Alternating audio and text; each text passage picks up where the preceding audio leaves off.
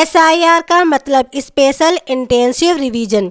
बिहार के बाद लगभग 12 राज्यों में एसआईआर प्रक्रिया शुरू हो चुकी है।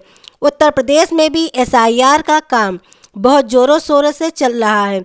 अगर आप यूपी से बिलोंग करते हैं तो ये वीडियो आपके लिए बहुत उपयोगी है, क्योंकि आज की वीडियो में हम आपको बताने वाले हैं कि बीएलओ की तरफ से एक फॉर्म दिया जा रहा है, वो आपको कैसे भरना है, क्या क्या डिटेल्स उसमें भरी जाएगी, ये सब कुछ आपको हम डिटेल्स में बताएंगे।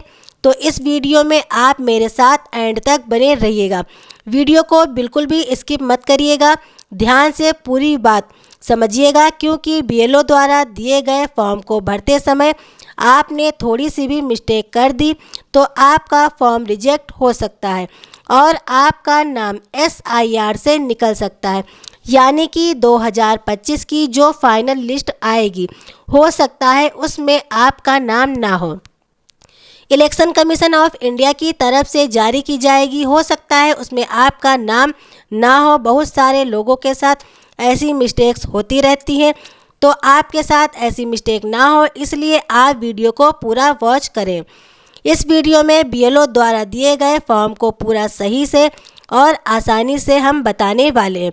देखिए, देश के 12 राज्यों में एसआईआर की प्रक्रिया शुरू हो चुकी है, तो बहुत सारे लोगों के मन में डर बैठ गया है कि एसआईआर क्या होता है और ये क्यों किया जा रहा है। तो आपको बता दें, एसआईआर आपकी वोटर लिस्ट को सही करने की प्रक्रिया है। इसमें बहुत से ऐसे लोग हैं जिनके नाम गलत तरीके से चढ़ गए हैं या जिनकी मृत्यु हो चुकी है, उन लोगों के नाम अभी तक वोटर लिस्ट में हैं, या फिर जो बाहर से आकर रहने लगे हैं और आधार बनवाकर फर्जी तरीके से वोट डाल रहे हैं, तो ऐसे लोगों के नाम वोटर लिस्ट से हटाए जाएंगे। एसआईआर 2003 में हुआ था, उसके बाद से अभी तक एसआईआर नहीं हुआ है, तो अब फर्जी नामों को हटाकर 2025 में वोटर लिस्ट को साफ किया जाएगा। आपको बता दें, 2003 की वोटर लिस्ट को गूगल से डाउनलोड करके अपने मोबाइल में रखना बहुत ज़रूरी है। देखिए, बीएलओ के द्वारा आपको ये फॉर्म प्रोवाइड किया जाएगा। इस तरह के 2 फॉर्म आपको दिए जाएंगे, दोनों फॉर्म आपको फिल करने होंगे। इस फॉर्म को आप कैसे फिल करेंगे, ये आपको हम स्टेप बाय स्टेप इसमें बताने वाले हैं। एक एक ऑप्शन आपको हम इसमें बताएंगे। सबसे पहले आप देखेंगे साइड में एक फ़ोटो बॉक्स बना है, इसमें आपको अपना एक फ़ोटो लगाना है। अब सबसे पहले आपको इसमें अपनी जन्म तिथि फिल करनी है। आपको अपने आधार कार्ड पर जो जन्म तिथि दी गई है वही इस पर लिखनी है। आधार संख्या लिखनी है।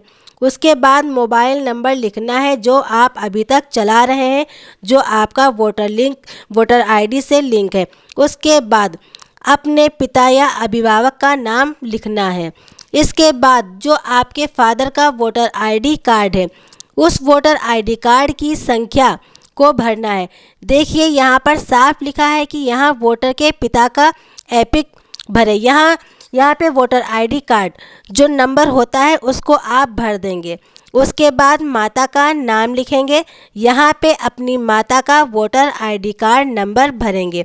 अगर आपकी शादी हो चुकी है, अगर आप पुरुष हैं तो अपनी पत्नी का नाम लिखेंगे, और अगर आप एक महिला हैं तो अपने पति का नाम लिखेंगी। इसके बाद पति या पत्नी का वोटर आईडी कार्ड नंबर यहाँ पर लिखना होगा। इस प्रकार आपकी फैमिली की डिटेल्स एंटर करने के बाद अब अगला ऑप्शन आ जाता है। यहाँ पे कुछ और भी डिटेल्स फिल करनी होती है, जैसे कि यहाँ पे आप देखेंगे निर्वाचक का नाम। यहाँ पे सबसे पहले एक बात क्लियर कर दें, आप यहाँ पे देखेंगे 2 बॉक्स 2 फॉर्म की तरह है, जहाँ पर आपको एक साइड में भी कुछ डिटेल्स भरनी है। आपको ये जो पहला वाला कॉलम दिख रहा है, इसमें साफ लिखा हुआ है कि पिछले एसआईआर की मतदाता सूची का विवरण। अगर आपका 2003 में आपका खुद का नाम उसमें है, उसमें मतलब कि आपका नाम मेंशन है, तो आपको बिल्कुल भी टेंशन लेना नहीं है। बस यहाँ पे आपको अपनी जानकारी फिल कर देना है। जैसे आपका 2003 में वोट बना हुआ था, आपका पहचान पत्र 2003 से ही बना है और 2003 की वोटर लिस्ट में अगर आपका नाम है तो यहाँ आपको लिखना होगा संबंधी का नाम। तो आप देखेंगे कि 2003 की वोटर लिस्ट में अगर आपका नाम है तो यहाँ पे आपको सिर्फ निर्वाचक का नाम भर देना है, यानी आपको अपना नाम उसमें लिखना है। उसके बाद यहाँ पे आपका वोटर आईडी कार्ड की संख्या लिख देनी है। वोटर आईडी कार्ड की जो एपिक नंबर होता है, पहचान पत्र की जो संख्या होती है, पहचान पत्र का जो नंबर होता है, उस नंबर को आप यहाँ पर लिख देंगे। उसके बाद यहाँ पर कोई भी डिटेल्स आपको फिल नहीं करना है, बस यहाँ पे आपको अपना ज़िला लिख देना है, आपके डिस्ट्रिक्ट का नाम लिख देना है, यहाँ पर आपको अपने राज्य का नाम लिख देना है। उसके बाद यहाँ पर आपको अपने विधानसभा का नाम लिख देना है। यहाँ पर आपका विधानसभा निर्वाचन क्षेत्र की संख्या लिखना है, यहाँ पर आपको भाग संख्या लिखना है और यहाँ पर आपको क्रम संख्या लिखना है। अब देखो ये 3 चीज़ें हैं, जैसे विधानसभा, निर्वाचन क्षेत्र की संख्या, भाग संख्या और क्रम संख्या। इस प्रकार आप 2003 की वोटर लिस्ट को आप डाउनलोड कर लीजिए।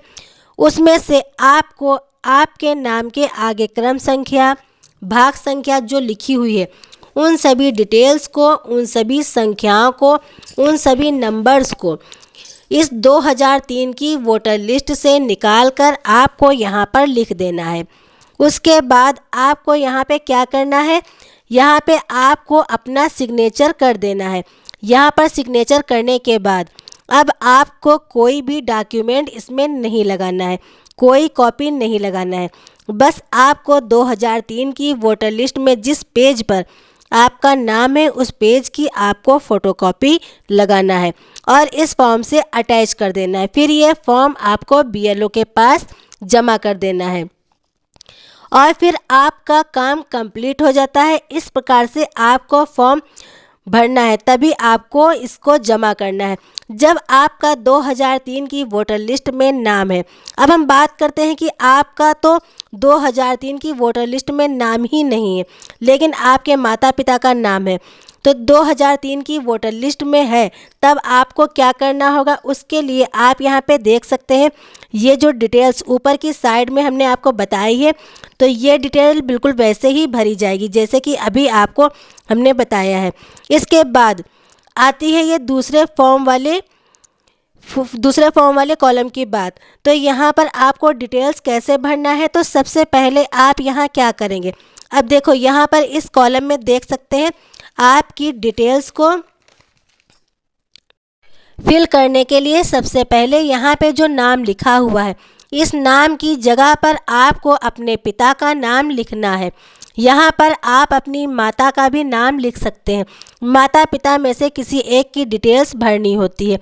हम यहाँ पे पिता का नाम लिखेंगे। पिता का नाम लिखने के बाद यहाँ पे उनका जो पहचान पत्र की संख्या रहेगी, एपिक नंबर, वो यहाँ पर लिखना होगा। उसके बाद संबंधी के नाम की जगह पिता के नाम का लिखना होगा। यहाँ पर आप अपने पिता की डिटेल्स फिल कर रहे हैं तो यहाँ पे आपको अपने दादा का नाम लिखना होगा। उसके बाद संबंध लिखेंगे, संबंध लिखने के बाद अपना ज़िला लिखना होगा। उसके बाद राज्य का नाम, आप कौन से स्टेट से बिलोंग करते हैं वो लिख देंगे। उसके बाद विधानसभा निर्वाचन क्षेत्र का नाम लिखेंगे, अपने विधानसभा का नाम लिखना होगा। उसके बाद यहाँ पे विधानसभा, निर्वाचन क्षेत्र की संख्या, भाग संख्या और क्रम संख्या, यहाँ पे आप इन तीनों चीज़ों को नोट करके लिखेंगे। जैसे कि अभी हमने आपको बताया 2003 की वोटर लिस्ट में ऐसे ही आपको ये तीनों संख्याएं मिल जाती हैं। तो यहाँ से आपको विधानसभा निर्वाचन क्षेत्र की संख्या, भाग संख्या और क्रम संख्या मिल जाएगी। तो 2003 की वोटर लिस्ट से इन तीनों चीज़ों को निकाल कर आप यहाँ पर इनको फिल कर देंगे। फिल करने के बाद आप यहाँ पर अपने सिग्नेचर करेंगे और यहाँ पर भी अब देखो, क्योंकि 2003 की वोटर लिस्ट में आपका नाम नहीं था तो उसके लिए आपको क्या करना है, 2003 की वोटर लिस्ट में आपके पिता का नाम जिस पेज पर नाम है उस पेज की फ़ोटोकॉपी करके उस फोटोकॉपी को भी लगाएंगे और अपना एक आईडी प्रूफ भी लगाना है, जैसे आपका जन्म प्रमाण पत्र, मूल निवास, जाति प्रमाण पत्र, हाई स्कूल की मार्कशीट, पासपोर्ट, बैंक की पासबुक। इस प्रकार का कोई भी अपना एक आईडी प्रूफ इसमें लगाना होगा।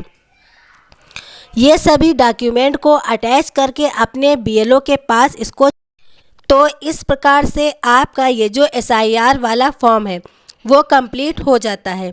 तो बस इतना ही है, इस फॉर्म को भरना ज़्यादा मुश्किल नहीं है।